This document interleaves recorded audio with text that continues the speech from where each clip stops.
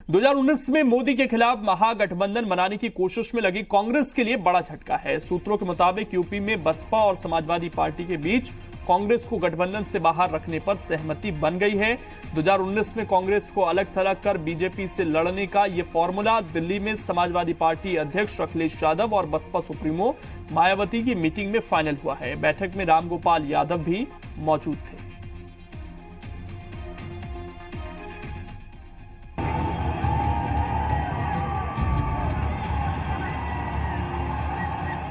अखिलेश यादव और मायावती ने यूपी में महागठबंधन का सपना देख रही कांग्रेस को बड़ा झटका दिया है।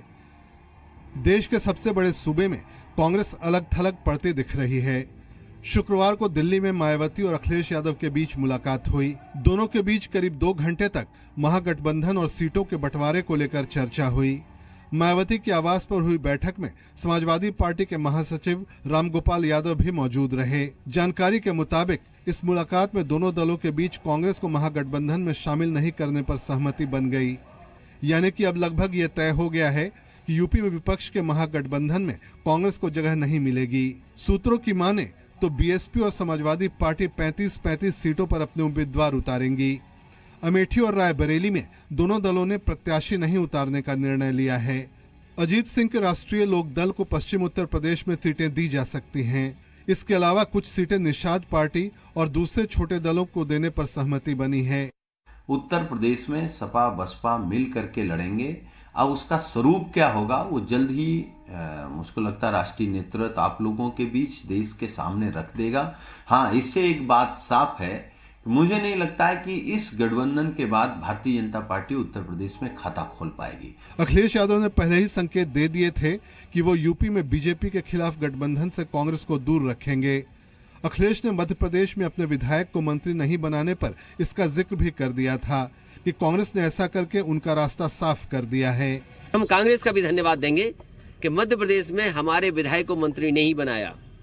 हम उनका भी धन्यवाद देते हैं और भारतीय जनता पार्टी का भी धन्यवाद देते हैं, कम से कम समाजवादियों का रास्ता साफ कर दिया।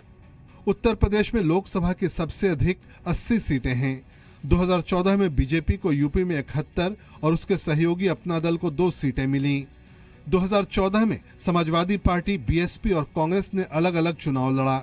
समाजवादी पार्टी को 5 सीटें मिली, जबकि कांग्रेस अमेठी और रायबरेली तक सिमट गई। बीएसपी का तो खाता भी नहीं खुल पाया। लेकिन 2016 के विधानसभा चुनाव में भारी शिकस्त के बाद अखिलेश यादव ने मायावती की तरफ दोस्ती का हाथ बढ़ाया, जिसके बाद गोरखपुर और फूलपुर लोकसभा के उपचुनाव में बुआ और बबुआ की जोड़ी ने बीजेपी को धूल चटा दी।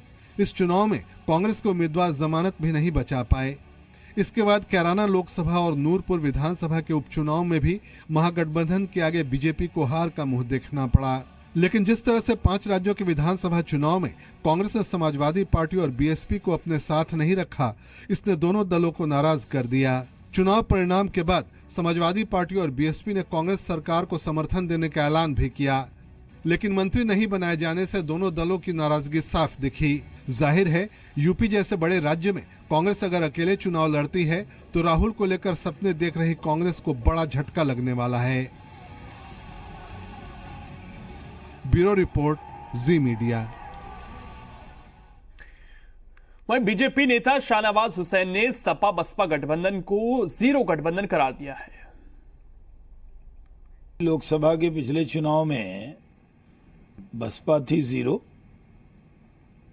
परिवार के अलावा सपा भी थी 0, 2 0 मिलकर भी बनेंगे बिग 0।